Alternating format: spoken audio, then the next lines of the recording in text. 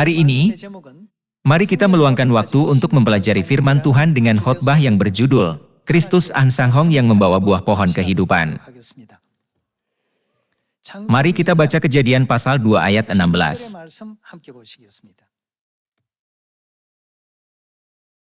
Pasal 2 ayat 16. Lalu Tuhan Allah memberi perintah ini kepada manusia, semua pohon dalam taman ini boleh kau makan buahnya dengan bebas, tetapi pohon pengetahuan tentang yang baik dan yang jahat itu, janganlah kau makan buahnya, sebab pada hari engkau memakannya, pastilah engkau mati. Mengapa umat manusia harus percaya kepada Tuhan? Pertanyaan paling mendasar ini bisa dijawab melalui pohon pengetahuan tentang yang baik dan yang jahat di Taman Eden. Seperti yang Anda ketahui, ada dua jenis pohon di Taman Eden. Tuhan berfirman, jika kamu makan dari pohon pengetahuan tentang yang baik dan yang jahat, kamu pasti akan mati. Dalam Kejadian pasal 3 ayat 1, kita bisa melihat bahwa Adam dan Hawa digodai oleh ular dan memakan buah pohon pengetahuan tentang yang baik dan yang jahat. Mari kita baca pasal 3 ayat 1. Adapun ular ialah yang paling cerdik dari segala binatang di darat yang dijadikan oleh Tuhan Allah. Ular itu berkata kepada perempuan itu, tentulah Allah berfirman, semua pohon dalam taman ini jangan kamu makan buahnya, bukan?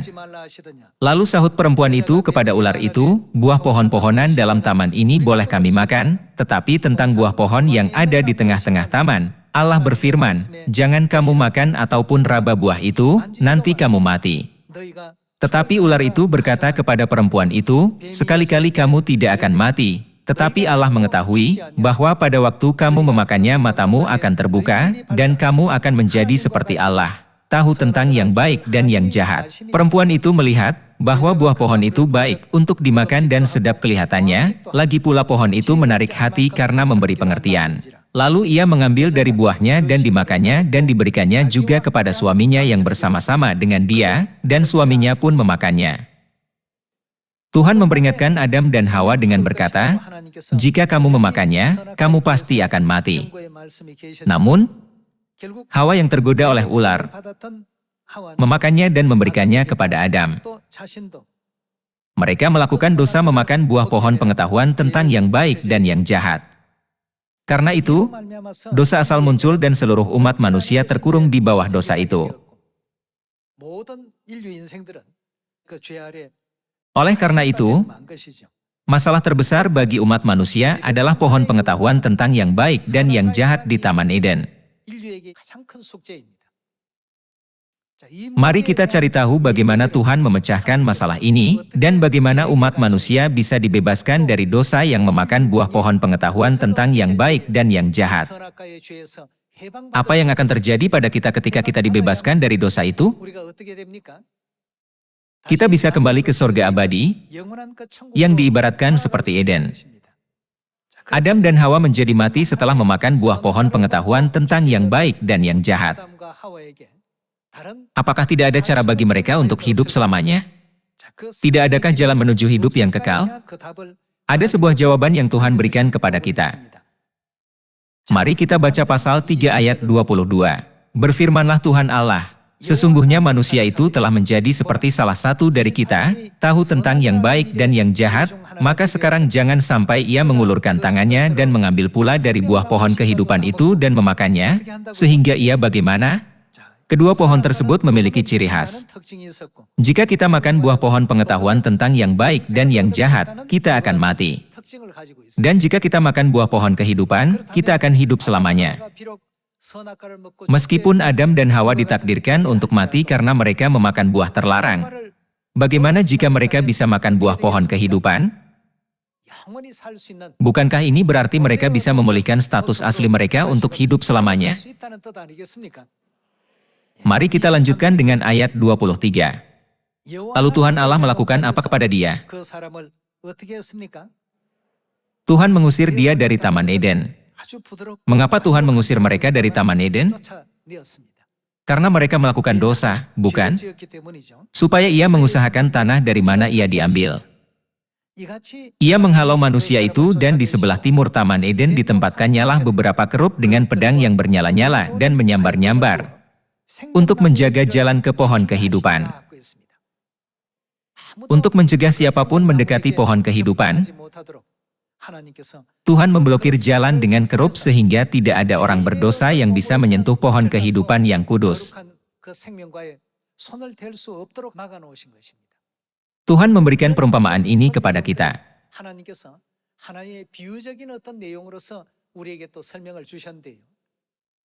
Taman Eden melambangkan kerajaan sorga yang kekal. Adam dan Hawa diusir dari Taman Eden karena mereka makan buah terlarang. Tuhan menunjukkan kepada kita bagaimana kita yang berdosa di sorga dan diusir ke bumi ini melalui sejarah mereka. Jadi, 2000 tahun yang lalu, Yesus datang ke bumi ini dan mengungkapkan rahasia penting Taman Eden kepada umat manusia. Mari kita temukan kebenaran yang memulihkan pohon kehidupan di Taman Eden melalui ajaran-ajarannya. Mari kita baca kitab Yohanes pasal 6 ayat 53. Pasal 6 ayat 53, maka kata Yesus kepada mereka, Aku berkata kepadamu, sesungguhnya jikalau kamu tidak makan daging anak manusia dan minum darahnya, kamu tidak mempunyai apa?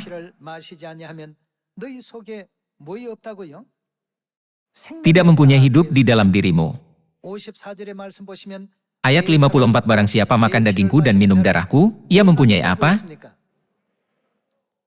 Inilah solusi untuk menerima hidup yang kekal, yang paling kita butuhkan. Hanya ketika kita makan buah pohon kehidupan dalam perumpamaan Taman Eden, kita semua bisa kembali ke rumah sorgawi kita yang hilang. Lalu, bagaimana kita bisa menerimanya? Dalam Yohanes pasal 6 ayat 53, Yesus berkata, barang siapa makan dagingku dan minum darahku, ia mempunyai apa? Mempunyai hidup yang kekal. Di Taman Eden, Tuhan berkata, barang siapa makan dari pohon kehidupan, ia mempunyai hidup yang kekal. Untuk menjawab pertanyaan penting tentang hidup yang kekal, pohon kehidupan di Taman Eden mutlak diperlukan. Namun, Yesus tidak menyebutkan pohon kehidupan yang di Taman Eden, tetapi berkata, jika kamu makan dagingku dan minum darahku, kamu akan mempunyai hidup yang kekal. Yesus menyuruh kita makan dagingnya dan minum darahnya. Jadi, Yesus adalah apa di Taman Eden? Yesus melambangkan buah pohon kehidupan itu sendiri. Bagaimana kita bisa makan daging Yesus dan minum darah Yesus? Pasti ada kenyataan dari semua hal ini yang telah dikatakan Tuhan melalui perumpamaan. Bagaimana cara kita makan daging Yesus dan minum darahnya? Dengan kata lain, memakan daging Yesus dan meminum darahnya sama dengan makan buah pohon kehidupan di Taman Eden.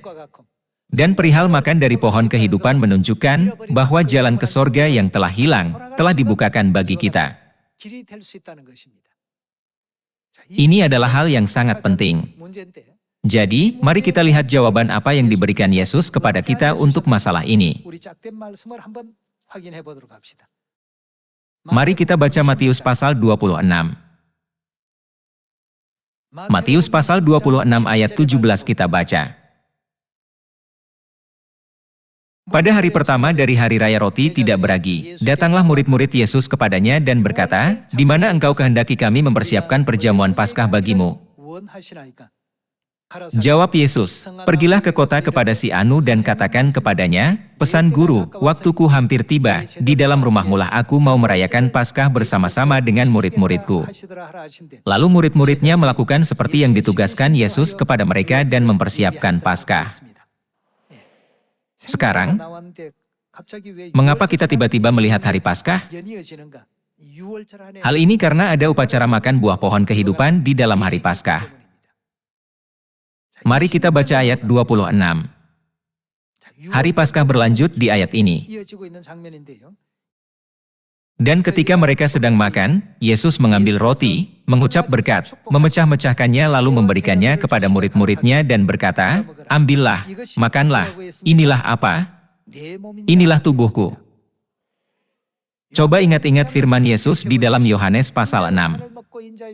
Barang siapa makan daging Yesus dan minum darahnya, ia mempunyai apa? Dia mempunyai hidup yang kekal. Pada malam hari Paskah, Yesus menjelaskan arti roti Paskah kepada murid-muridnya.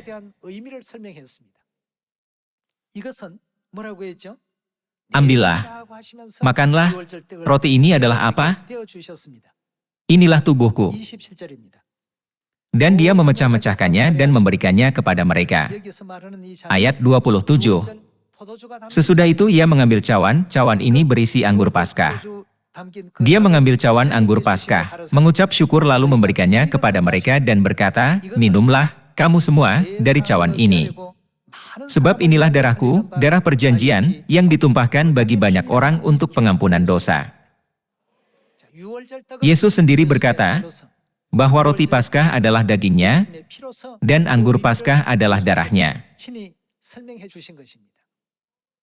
Oleh karena itu, barang siapa makan roti Paskah dan minum anggur Paskah, dia mempunyai apa? Karena roti dan anggur Paskah adalah daging dan darah Yesus. Barang siapa memakannya dan meminumnya mempunyai hidup yang kekal. Bukankah inilah yang dimaksudkan Yesus? Dengan kata lain, itu sama dengan makan buah pohon kehidupan yang di Taman Eden. Pertanyaan terbesar yang dimiliki seluruh umat manusia telah terpecahkan ketika Yesus datang ke bumi 2000 tahun yang lalu.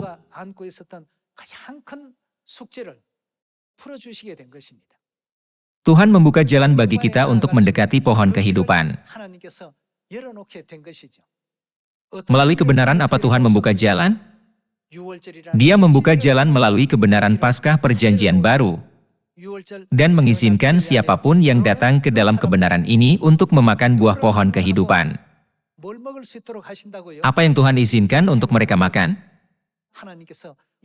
Buah pohon kehidupan. Tuhan menegakkan kebenaran ini di bumi 2000 tahun yang lalu dan menetapkannya sebagai perjanjian baru. Mari kita baca Lukas pasal 22 ayat 7. Lukas pasal 22 ayat 7 berkata, maka tibalah hari raya roti tidak beragi, yaitu hari di mana orang harus menyembelih domba Paskah. Lalu Yesus menyuruh Petrus dan Yohanes, katanya, pergilah, persiapkanlah perjamuan Paskah bagi kita supaya kita makan. Mari kita baca ayat 14. Ketika tiba saatnya, Yesus duduk makan bersama-sama dengan rasul-rasulnya. Katanya kepada mereka, aku sangat rindu makan Paskah ini bersama-sama dengan kamu sebelum aku menderita. Mari kita baca ayat 19. Lalu ia mengambil roti, mengucap syukur, memecah-mecahkannya dan memberikannya kepada mereka, katanya, inilah tubuhku yang diserahkan bagi kamu, perbuatlah ini menjadi peringatan akan aku. Demikian juga dibuatnya dengan cawan sesudah makan, ia berkata, cawan ini adalah perjanjian apa? Cawan ini adalah perjanjian baru oleh darahku yang ditumpahkan bagi kamu. Paskah perjanjian baru ditetapkan dengan daging dan darah Yesus. Bukankah perjanjian yang dibuat dengan darahnya adalah perjanjian baru? Melalui Paskah perjanjian baru, Tuhan membuka lebar jalan bagi seluruh umat manusia untuk makan buah pohon kehidupan di Taman Eden, yang selama ini dianggap sebagai masalah terbesar.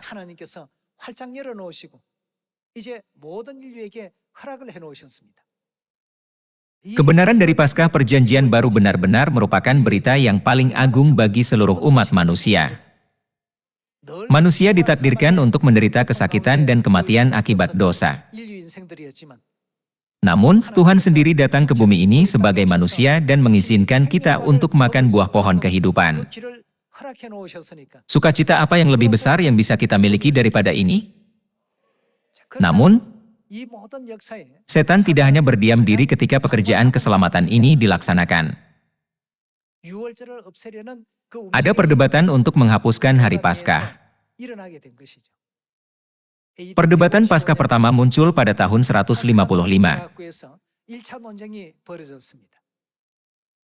Sekitar tahun 197, perdebatan kedua pecah.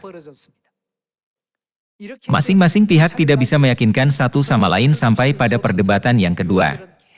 Namun demikian, Hari Paskah dirayakan terus-menerus. Akan tetapi, sekitar tahun 325, sebuah dewan keagamaan diadakan di Nikea, Turki saat ini.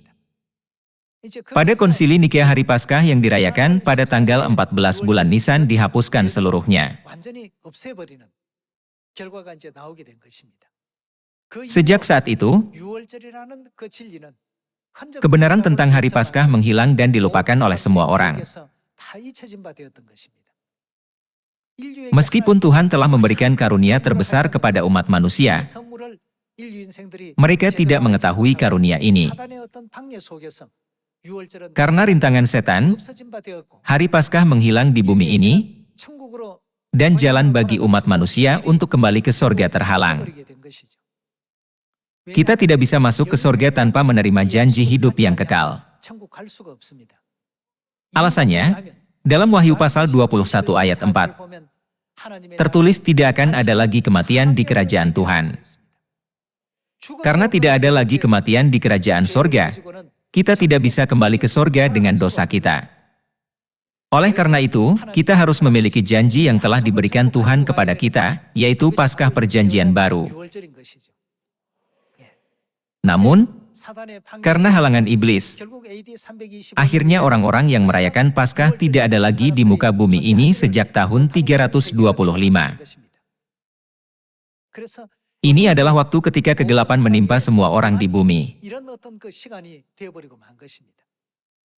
Namun, di dunia kegelapan ini, Tuhan tiba-tiba datang sebagai seberkas cahaya kebenaran, karena hanya Tuhan yang bisa memberikan kepada kita jalan menuju pohon kehidupan. Itulah sebabnya Paskah tidak dirayakan di bumi ini selama sekitar 1.600 tahun sejak tahun 325. Bukankah Anda merayakan Hari Paskah yang telah hilang tahun lalu? Bagaimana dengan 2 tahun yang lalu? Apa artinya kita merayakan Hari Paskah? Siapa yang telah datang? Jika Tuhan tidak datang, jalan hidup yang kekal yaitu Paskah tidak mungkin dibuka. Silakan buka kitab Ibrani pasal 9. Ibrani pasal 9 ayat 27 kita baca.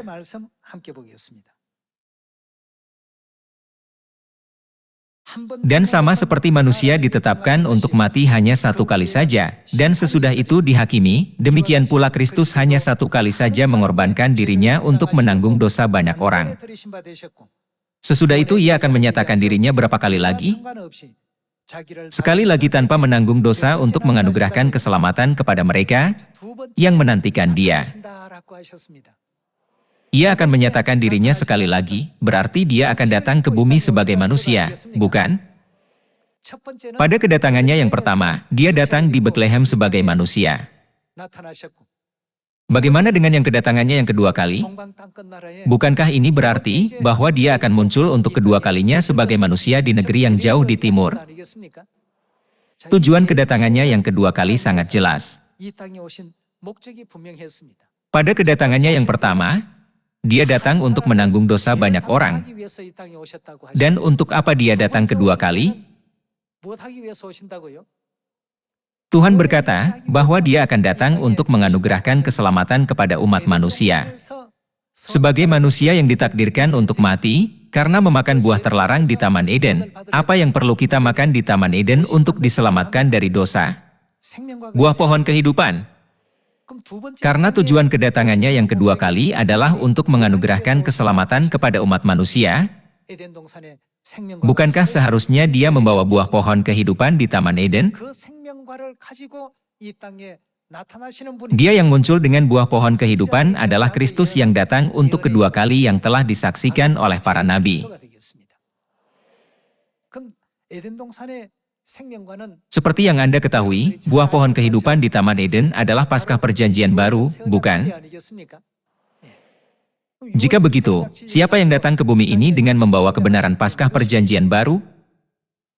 Ada banyak ahli teologi, pendeta, dan gereja di seluruh dunia, dan ada banyak orang yang mengaku percaya kepada Tuhan. Tetapi tidak seorang pun dari mereka yang pernah mengajar kita dengan berkata, terimalah hidup yang kekal dan keselamatan melalui Paskah. Mengapa demikian? Itu karena mereka bukan Tuhan. Itu karena hanya Tuhan yang datang untuk kedua kalinya yang bisa memenuhi peran ini. Dan hanya ketika Dia datang, pintu keselamatan bisa dibuka. Dengan kata lain, hanya Kristus yang datang kedua kali bisa sepenuhnya membebaskan kita dari dosa, yang memakan buah pohon pengetahuan tentang yang baik dan yang jahat di Taman Eden, dan memulihkan Firdaus yang hilang. Siapa yang menerangi anak-anaknya tentang Paskah Perjanjian Baru, dan mengizinkan kita makan buah pohon kehidupan rohani? Dia adalah Kristus An Sang Hong. Maka, kita perlu fokus pada nubuat para nabi dan Alkitab tentang Kristus An Sang Hong. Menurut nubuat tahta Daud, Yesus naik ke sorga setelah 3 tahun pelayanan Injilnya pada kedatangannya yang pertama. Pada kedatangannya kedua juga, Dia harus naik setelah menyelesaikan pekerjaan Injilnya selama 37 tahun. Itulah sebabnya sebelum naik ke sorga, ketika seorang wartawan dari sebuah surat kabar bernama Majalah Agama Mingguan mewawancarai Bapak berkata, Kristus yang datang kedua kali harus mati setelah menyelesaikan 37 tahun pelayanan Injil di atas tahta Daud. Tuhan tidak bisa mati bahkan untuk 1 detik atau 1 menit. Namun, Dia menyatakannya seperti itu karena Dia datang memakai tubuh manusia dan akan menanggalkannya. Kalau begitu, apakah hal-hal ini tertulis dalam Alkitab oleh para nabi? Ya, benar-benar ada. Mari kita baca Mika pasal 4 ayat 1.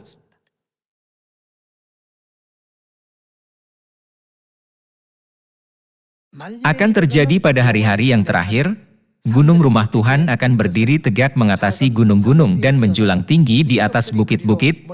Bangsa-bangsa akan berduyun-duyun ke sana, dan banyak suku bangsa akan pergi serta berkata, mari, kita naik ke gunung Tuhan, ke rumah Allah Yakub, supaya Ia mengajar kita tentang jalan-jalannya dan supaya kita berjalan menempuhnya. Sebab dari Sion akan keluar pengajaran, dan firman Tuhan dari Yerusalem. Tuhan melakukan apa dengan jalan-jalannya? Dia pasti akan mengajar kita tentang jalan-jalannya. Kapan waktu nubuat ketika Tuhan akan datang ke bumi ini dalam rupa manusia dan mengajar kita? Itu ditulis pada hari-hari yang terakhir. Hari-hari terakhir bukanlah zaman kedatangan Yesus yang pertama kali. Bukankah ini berarti kedatangannya yang kedua kali? Ketika Dia datang ke bumi untuk kedua kalinya, Dia akan mengajarkan banyak hal kepada umat manusia. Mari kita baca ayat 8. Ayat 8, dan engkau, hai menara kawanan domba, hai bukit putri Sion, kepadamu akan datang dan akan kembali pemerintahan yang dahulu, kerajaan atas putri Yerusalem. Maka sekarang, mengapa engkau berteriak dengan keras? Siapa yang tidak ada di tengah-tengahmu? Tiadakah raja di tengah-tengahmu? Atau sudah binasakah siapa? Penasihatmu. Siapakah penasihat kita menurut Yesaya pasal 9 ayat 5? Sebab seorang anak telah lahir untuk kita, seorang putra telah diberikan untuk kita, lambang pemerintahan ada di atas bahunya, dan namanya disebutkan orang, penasihat ajaib, Allah yang perkasa, Bapa yang kekal, Raja damai. Siapakah penasihat di sini? Dia adalah Tuhan. Bisakah Tuhan binasa? Meskipun Dia kekal, mengapa Alkitab mengatakan Dia telah binasa? Itu karena Dia datang ke bumi dalam tubuh manusia. Karena Dia datang ke bumi ini dengan memakai tubuh manusia, maka Dia menanggalkannya. Itulah sebabnya Alkitab berkata bahwa Dia telah binasa. Menurut Alkitab, di manakah hal-hal ini akan terjadi? Di Sion. Mari kita baca ayat 8 lagi. Dan engkau, hai menara kawanan domba, hai bukit putri Sion, kepadamu akan datang dan akan kembali pemerintahan yang dahulu, kerajaan atas putri Yerusalem. Maka sekarang, mengapa engkau berteriak dengan keras? Tiadakah raja di tengah-tengahmu? Atau sudah binasakah penasihatmu, sehingga engkau disergap kesakitan seperti perempuan yang melahirkan? Pada tahun 1981, 4 tahun sebelum Bapa naik ke sorga, dia menyatakan di majalah agama mingguan, Kristus yang datang ke bumi sekali lagi harus bekerja Injil selama 37 tahun, kemudian meninggal dunia. Dan menurut nubuat, dia naik ke sorga pada tahun 1985. Tahun 1985 adalah tahun ke-37 sejak Bapa dibaptis. Inilah cara Tuhan mengakhiri pelayanannya selama 3 tahun pada kedatangannya yang pertama dan 37 tahun pada kedatangannya yang kedua. Atau sudah binasakah penasihatmu, sehingga engkau disergap kesakitan seperti perempuan yang melahirkan? Menggeliatlah dan mengaduhlah, hai putri Sion, seperti perempuan yang melahirkan. Kita lanjut baca ayat 10. Sebab sekarang terpaksa engkau keluar dari kota dan tinggal di padang, terpaksa engkau berjalan sampai Babel, di sanalah engkau akan dilepaskan, di sanalah engkau akan ditebus oleh Tuhan dari tangan musuhmu. Ayat 11. Sekarang banyak bangsa berkumpul melawan engkau, dengan berkata, biarlah dia dicemarkan, beberapa orang telah mengkritik dan memfitnah kita, dengan berkata, karena Tuhan, Raja Sion, telah binasa, Sion akan dihancurkan, biarlah mata kita puas memandangi Sion. Ayat 12 tetapi mereka itu tidak mengetahui rancangan Tuhan, mereka tidak mengerti keputusannya, bahwa ia akan menghimpunkan mereka seperti berkas gandum ke tempat pengirikan. Bangkitlah dan iriklah, hai putri Sion, sebab tandukmu akan kubuat seperti besi, dan kukumu akan kubuat seperti tembaga, sehingga engkau menumbuk hancur banyak bangsa, engkau akan menghususkan rampasan mereka bagi Tuhan dan kekayaan mereka bagi Tuhan seluruh bumi. Apa rahasia di balik kematian sang penasihat?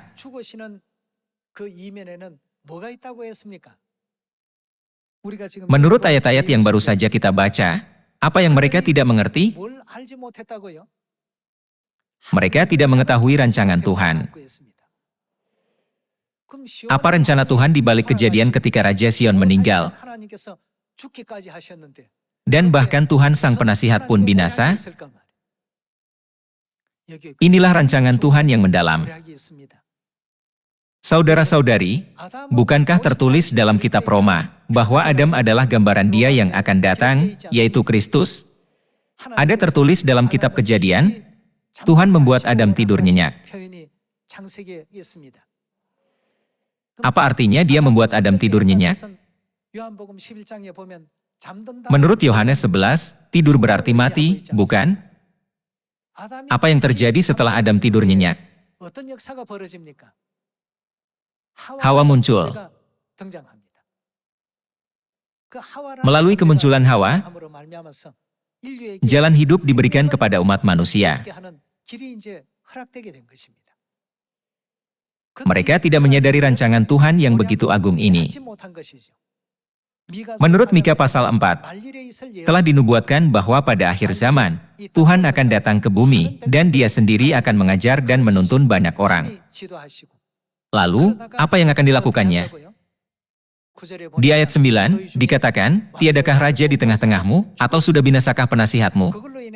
Banyak orang yang tidak percaya memfitnah kita karena hal ini, tetapi ada rancangan Tuhan yang tersembunyi di dalamnya. Sama seperti Tuhan membuat Adam tidur nyenyak, mengambil salah satu tulang rusuknya dan menjadikan Hawa dari tulang rusuknya, pada akhir zaman, siapa yang dinyatakan Tuhan kepada kita melalui kenaikan Tuhan Bapa? Dia memberitahukan kepada semua anak-anaknya keberadaan Tuhan Ibu. Dia memberikan jalan mulia yang memberi kehidupan kepada seluruh umat manusia. Itulah sebabnya menurut Wahyu pasal 22 ayat 17, siapa yang menjawab panggilan roh dan pengantin perempuan akan memiliki hidup, tetapi siapa yang tidak menjawabnya tidak akan memiliki hidup. Hidup yang kekal adalah tanda terpenting yang memungkinkan kita kembali ke sorga. Tuhan menjanjikan dan memberikan tanda ini kepada seluruh umat manusia. Tanda ini adalah berkat yang diberikan melalui Ibu Sorgawi dan diberikan kepada semua anak Tuhan yang percaya kepadanya. Betapa besarnya kasih Tuhan terhadap kita anak-anaknya. Dia menggenapi semua nubuat Alkitab. Dia datang ke bumi ini dalam nama Daud dan menjalankan penginjilan selama 37 tahun. Dia memberikan buah pohon kehidupan kepada semua umat manusia, mengajar anak-anaknya sumber air kehidupan, yaitu Ibu Sorgawi, kemudian naik ke sorga. Hari ini adalah hari dia naik ke sorga. Kita harus percaya nubuat Alkitab dan mengikutinya, supaya kita bisa memasuki kerajaan sorga di mana bisa akan memerintah untuk selama-lamanya. Jika Bapa tidak datang, bagaimana dengan masa depan kita? Kita tidak bisa bebas dari siksaan yang abadi untuk selamanya di neraka. Namun, kita diluputkan dari sana.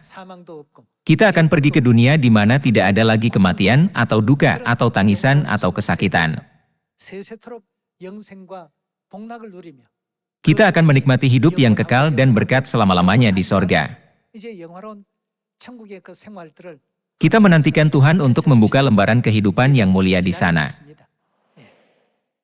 Karena gereja kita telah didirikan di 175 negara, tidaklah berlebihan jika dikatakan bahwa Injil telah hampir menjangkau seluruh dunia. Selain itu, Injil kebenaran sedang diperkenalkan dan disebarkan kepada banyak orang melalui media yang disebut internet. Saya pernah membaca berita tentang Tuhan Ibu melalui internet. Apakah gerejamu adalah gereja yang memiliki kebenaran ini? Saat kita menyaksikan banyak kasus kejadian ini, Tuhan memenuhi janjinya. Berita ini akan disampaikan di Samaria dan sampai ke ujung bumi. Karena itu, marilah kita bersemangat dan bekerja sedikit lagi. Melalui waktu ini, saya dengan sungguh-sungguh meminta sekali lagi, agar kita yang telah menerima buah pohon kehidupan bisa berbagi kehidupan ini dengan orang lain. Semoga Tuhan memberkati banyak. Saya menutup khotbah ini. Terima kasih.